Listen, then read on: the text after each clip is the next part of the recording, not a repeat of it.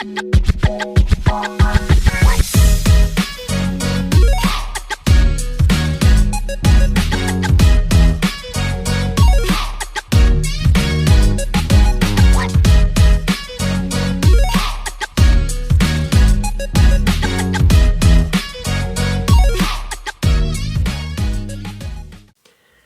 everyone, welcome back. So this is going to be my monthly haul video for the month of March 2026. Yeah, all the stuff I picked up on Blu-ray this month.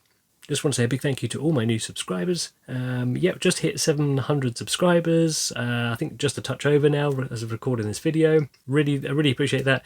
I know my good pal Sammy G, he kind of like pinged up a post just to let me know that I'd hit the 700. So always nice to see the numbers grow.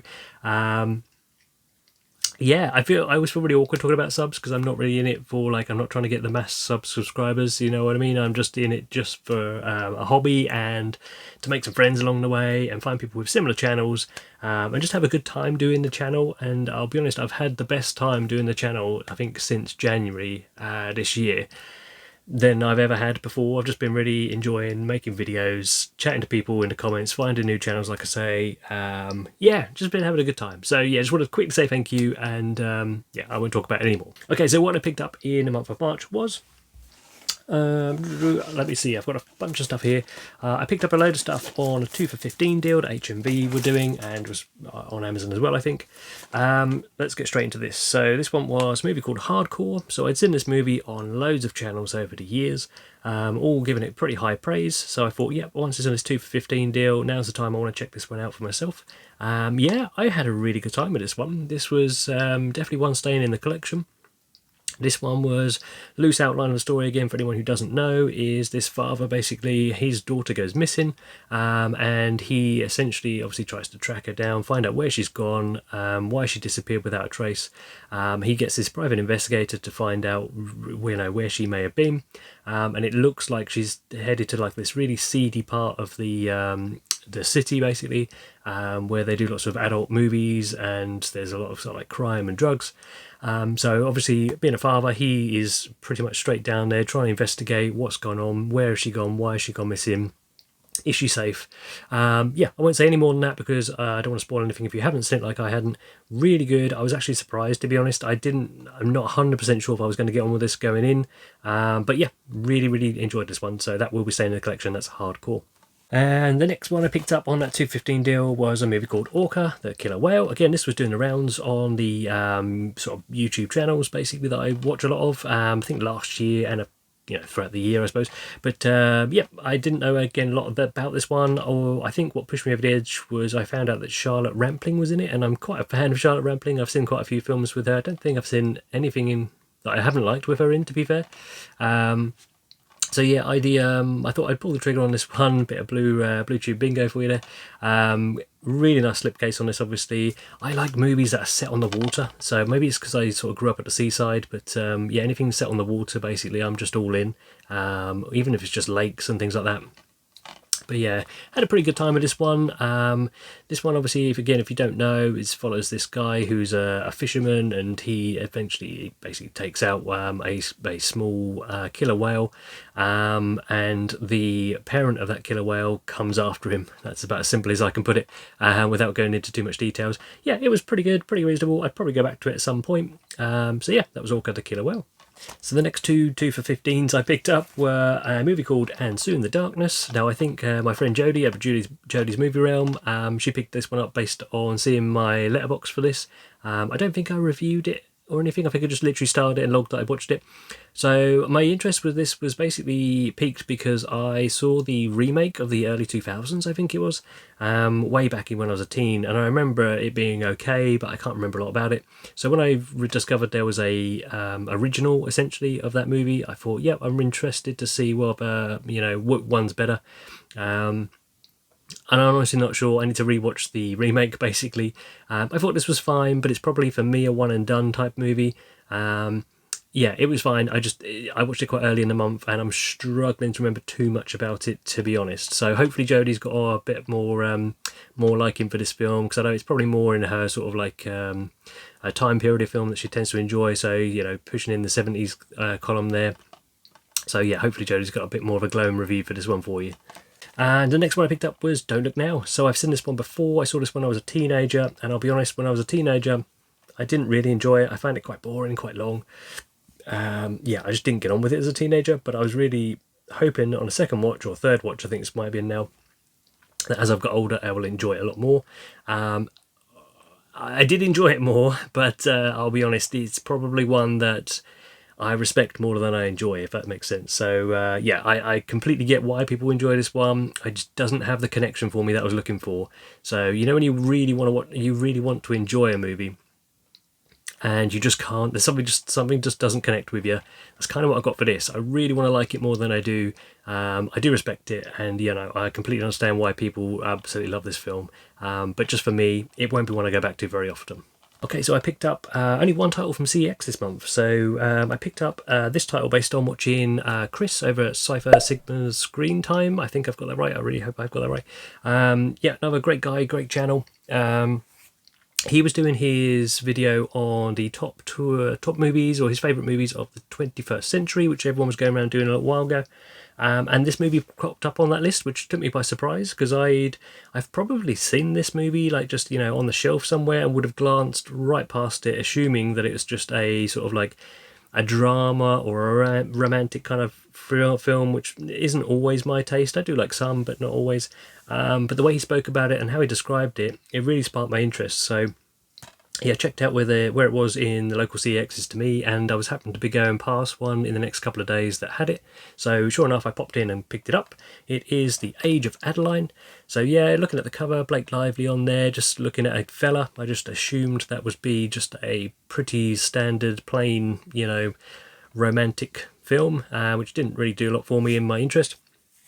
But what Chris mentioned was that the tale basically involves her character. Mild spoiler, if you really don't want to know, feel free to skip ahead, but the whole story is based around her character not aging. So she essentially stays youthful all through time, where everyone around her is aging out. So that really sparked my interest. I really enjoy films that do things like that with age and time. So things like, you know, Curse of Benjamin Button, for example. Even the bit in The Green Mile where the old guy basically has had the power transferred to him from John Coffey, and you know he's still kicking around later on in life, who was Tom Hanks back in the day, you know.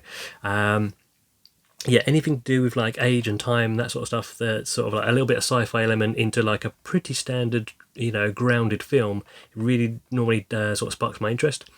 So yeah, this one I think, you know, wouldn't make my personal top 10 list of the 21st century. That's not to say it's not a good film. I had a pretty good time with it.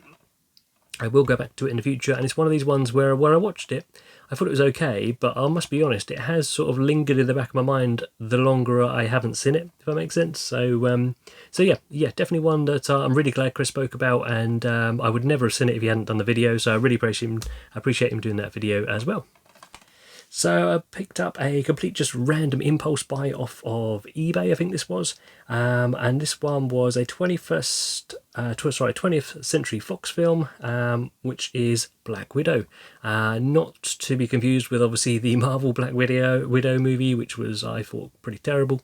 Now this one, again, I didn't know a lot about this. I was going purely on the cover and a quick sort of like synopsis on IMDb. But yeah, I had a really good time with this one. So this one was basically my estimations, or my kind of impressions going in purely on the cover, was this was going to be some sort of dark, almost noir thriller type thing. You know, sort of steam coming out of alleyway vents and stuff like that, walking around New York in the dark and in silhouette. But yeah, no, I couldn't really be further from that impression once I started watching it. Really enjoyed this one. It was, I kept thinking it was almost like if they'd have done a spin-off movie of Lois Lane the movie from the 70s Superman, this could get close to what it would be like. So yeah, you got this character over here. Although she's not a news reporter, she works for the FBI, and she's basically suspicious of all these millionaires and very rich men who are basically dying earlier than they probably should. Although there's not too much suspicion around the autopsy about how they've died necessarily, she's basically just thinking something's up. So obviously our Black Widow character over here is marrying into very rich men, somehow making them deceased and then moving on to the next one without being kind of caught essentially for quite a while, until this character basically starts twigging what's going on. So it's a bit of a sort of like cat and mouse game where she's hot on her trail. She sort of, a lot of the film isn't aware of anyone basically knowing or having an inkling of what she's doing. But yeah, I thought, contrary to the sort of like what I thought was going to be a dark sort of like steamy noir thriller, this was actually quite bright and colourful. This one, they go to, I forget which island it is now, but basically they're doing something where they meet up eventually in the back end of the film. I'll try not to spoil too much. And there's all these like really bright, colourful scenes of them scuba diving and seeing all the coral reef and the tropical fish and stuff. So yeah, really surprised how actually bright and colourful the movie was compared to what my impressions were from just the cover. So there we go. Yeah, really enjoyed that. That would be a high recommend. That's Black Widow. So these were 3 more I picked up off of, I think it was HMV. So yeah, they just had sort of like some deals on. So I picked up 3 titles from HMV, which basically were just reduced down in an offer, basically. So I picked up this one mostly just to make the postage free, and it was one I wanted to get to eventually. It is The Evil Dead Rise. So I'm a massive fan of the first 3 Evil Dead movies, love all 3 of those. I did enjoy this one when I watched it on streaming with some mates, like maybe a year or 2 ago now. It was a bit too far stretched from the original Evil Deads for me personally. To use the name. I know they're trying to redo it and rehash it, and it's not bad in any way, shape or form. It just, it didn't quite hit the mark of the original Evil Deads for me personally, but I do want to go back to it and give it a second chance now I know what I'm in for. So yeah, looking forward to throwing that one up on the old projector system and just checking it out again pretty soon in the summer. So one of the ones I actually went in for, I think it was Tim. Yeah, basically there's a few people that have recommended this, I'm sure, but I think Tim Cole, my good pal Tim Cole over at Tim's Movie, Tim's Film Waffle, always get it wrong. He'd picked up and spoke about Thinner. So yeah, based on a Stephen King book or novel, I'm not sure, but yeah, Thinner. I'd known of this movie, I just never got to it. It's just one of those ones I just was always aware of and just had never got around to watching or picking up. But yeah, really enjoyed this one. I picked this one up obviously based on the fact that it was kind of a 90s, I think it's 90s kind of like horror movie based on Stephen King. It's all the things ticking the right boxes for me. Yeah, I enjoyed this one. Practical effects in here were good.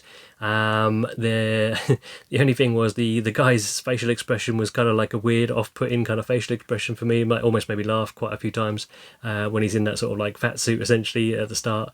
Obviously, if you don't know the plot line of this one, the brief summary is that this guy happens to do something bad to a family who put a curse on him to lose weight. That's about as thin a plot line, ironically, no pun intended, as I can put on that film. But yeah, lots of practical effects in there. I really enjoyed this sort of like 90s kind of, horror movie. But yeah, I really enjoyed that one. So good recommend from my pal Tim. Really enjoyed that one. So this one here is We Live in Time. So this one is basically a romantic film, drama type film. So much more down the alleyway of people like Sammy G and Ollie Loves film. Ollie Loves Movies. Ollie Loves Film. Why am I getting these mixed up? But basically, Ollie and Sammy, I'm pretty sure Sammy's got this and it's maybe on his watch list at the minute. I can't remember. I feel like I voted for it in one of his videos, but if he hasn't seen it yet, I know he's going to have a good time with this one. This is quite a unique tale. This basically follows a couple who meet, go through life together, do the usual things you would do all the way through life, but it's not shot in the same order as you'd expect. You're kind of working out what part of their life it's showing you as it goes along, which was a really interesting twist for me. So yeah, you get all these different scenes and it's not in chronological order, I guess is kind of the best way to say it, but it really worked for me in the film, so I thought this was really good. Yeah, really enjoyed this one, and I will go back to this one probably quite a few times in the future. Now I had a couple of Amazon deals just came up basically on my phone. So this one I used to have, I actually picked this up years ago in a kind of bundle off of eBay and traded it in without watching it to CX because it went for a pretty good price, and I just wasn't in the mood for it at the time. But I give it a spin this time round because it was only £4, and that is Big Ass Spider. Yeah, this was great. I actually enjoyed this one. So this, like, you see, you're not going to enjoy this. Don't expect to be like high summer blockbuster, full big budget movie. This is not. I mean, you could tell from the cover and the title. This is a cheap CGI filled low budget B movie, right? Go in knowing that, and just have a good time, because that is all you're going to get from this film. But what I would say is this was surprisingly dark, and in quite a few scenes at the start of the movie, and it used quite a lot of practical effects for like webbing and stuff they were walking through and pulling apart with their hands, and it actually had quite a few good creepy scenes at the start of the movie, I must say. I mean, the very first opening scene does kind of fill you with initial dread when you see it, because it's just so laced, like the whole screen is just glossy and cheap CGI. But once you get past that first like few minutes and the opening scene, it kind of drops you like midway through the plot line or halfway through maybe towards the end of the plot line. It then sort of circles back to how many days later, and this thing starts off as a small spider who and this guy is going around who's a what do they call it, like a pest control guy. Basically, he's going around trying to take out different things for people in the neighborhood, and he ends up being sort of like crossing paths with this spider in a hospital. Then the army kind of come in and say that they've got to shut down this hospital because they know that there's something in the hospital now that's sort of got out of somebody, and then it just starts growing from there, essentially. Now, there was a character in this, the security guard, I think his name was Jose, Mexican guy, or at least he was playing a Mexican guy. He was so funny. So the first few, the first half of the movie, everything he said was just absolutely cracking me up. So yeah, I went in with very low expectations with this, and I came out pleasantly surprised. So yeah, big ass spider. Now, this one is one I haven't seen yet because it's quite fresh in, and this one is a recommendation from my pal called Marcus from X-File 2708, and that is A Girl Walks Home Alone at Night. So all I know about this is, one, that Marcus has given his sort of seal of approval on this one. It's black and white, it's foreign, and it's about a vampire. So that's all I can tell you. I think this was £6 on Amazon, so it might still be on the offer. So yeah, I thought for that money, £10 for those two movies, basically, I just thought, yeah, give them a go. So yep, looking forward to watching that one. Okay, so the next one, I had another order come in from Australia from Umbrella. So I'll just quickly show you the box they came in. So yeah, I had this big box turn up. Yeah, so this turned up, and I thought, what did I order? Because I don't remember ordering that much. But it was just loads of packaging in there, so it wasn't as big as it seemed. I basically got two box sets of basically horror/extreme movies, and one movie on its own, which is like a special edition of a particular movie which I really enjoyed. So I'll quickly show you what those are now. So the first one I picked up from Umbrella is The Dirties. So I hadn't heard of this movie until I think the start of this year or the end of last year, and I found a stream and managed to watch it. I really enjoyed this one. It was one of the movies that as soon as I started watching it, I think I was only maybe halfway through, I was already pinging out messages to sort of people in the community and friends of mine that I knew would enjoy this movie and get on with it. It's very heavy in the sort of era of the early 2000s, so if you're into that era, just the nostalgia of things in the background and what they talk about and how they interact, all heavily baited in the sort of early 2000s, which is when I grew up as a teenager. So yeah, if you like that kind of time setting, that's definitely going to be for you. It's basically I'm going to try and skirt around any major spoilers in this, but it's basically about these two teen guys at the school or college that are trying to make a film or trying to make a movie, and they have loads of callbacks and references to movies of that time that you'll all be familiar with. And yeah, they're just doing this movie as a bit of fun. There is this girl who's sort of a love interest in the mix as well. And there's obviously, you get the usual kind of the school bullies, people that just kind of like don't particularly like these guys, and then the movie sort of slowly cranks up and you can kind of see where it's going, and then it has one of these good endings, I would say. So yeah, I must admit the ending was a little bit shorter than I thought it was going to be. Like when what happened, it was quite quick and over, and I thought it might linger a bit more on the ending. But it didn't, and I didn't really mind, to be fair. I was a little bit surprised that it didn't linger too much more on it. But yeah, I don't want to give too much away. You will see when I take this out and just show you the cover where roughly this film is probably going. So it's a mild spoiler if you don't want to see. Obviously, feel free to skip past the slight unboxing I'm going to do here just for a few seconds. So yeah, really nice set. Solid box as always. A little bit of card that comes off the back. Nice bit of spot gloss on the covers. And inside, you get your regular booklet in there, some art cards, a nice slip-covered edition of the movie with again spot gloss on the slip, and there we go on the back. Yep, and then obviously the movie itself. So that might give away roughly what's going to happen or likely to happen in the film. So yeah, really enjoyed this one. High recommend from me for anyone in that sort of early 2000s period of loving movies or growing up as a teen like myself. So that was The Dirties. So then 2 box sets. So I got this one purely because they had a deal on where they had reduced a few of their box sets, and I'd had these 2 box sets pretty much in my basket ready to buy, maybe not this month, but because they had the offer on, I ended up doing it earlier than I planned. So complete blind buy, but you get 8 movies in here, and this is the Thai Horror Collection. Really nice spot gloss on the cover there, you can probably see. Nice chunky box set, solid as a rock. And then you get, I think 4 discs. You get 2 discs in here, 2 discs in here, 2 movies per disc, so you get 8 movies in total. Really chunky big book in there as well, so you can kind of see. I won't get the whole thing out. And really nice artwork all over the box. So yeah, you get in here a movie called Dorm, Alone. I think it's Phobia or Phobia. I'm not too sure. It's kind of written with the letter 4 and number 4. Then you got Phobia 2. Coming Soon, Ladderland, Countdown, and The Promise. So I've watched a couple of these. One I really enjoyed, one I didn't enjoy as much. But what I'm going to do, I think with this set and the next set I'm about to show, I'm going to do a separate video just completely unboxing the whole lot and showing all the artwork and everything, because I know this is more of a niche kind of market, I guess, for the horror and extreme fans. So yeah, I don't want to bog the whole video down with just showing every single thing of this. I'll do a separate video later on. So the next one I picked up, and the last one of the haul here, was another one from obviously Umbrella with, this one's got 4 movies in it, and these ones are individually boxed in the spines, and the box set is called New Extremity Collection Volume 2. So again, another solid box, again really nice artwork on the front there. Now they did obviously have Volume 1, but I had all the movies in Volume 1 already in sort of other releases, and I didn't want to double dip. Really nice booklet again, another chunky booklet, hardbound book. Individual titles in there, artwork on the back. So in here you get the movies 29 Palms, which I've seen a long time ago but can't remember. A movie called Doberman, which I've not seen or heard of, but I think these are all French movies if I remember rightly. A movie called Fat Girl, which I actually watched when it first got delivered, and I really enjoyed that one.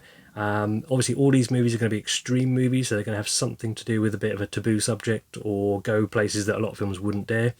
And In My Skin, which I think is another recommendation from my pal Tim over Tim Cole's Movies. Tim Cole's Film Waffle, sorry. Yeah, but anyway, so really enjoyed those. Like I say, I'm going to do a separate video, so I won't dwell on these too much. What I would say is, though, this one, what sparked this one off was, I think on the blurb, it basically said, with these extreme movies, they are just completely all uncut and uncensored. So I just thought, yeah, going to go for that. Import them in. Really nice sets. Cool, so that was everything I picked up in the month of March. Hopefully I got through all of those. I like to watch and try and talk about most of them. So yeah, thank you for watching, and I will see you again next time on the next video. See you guys.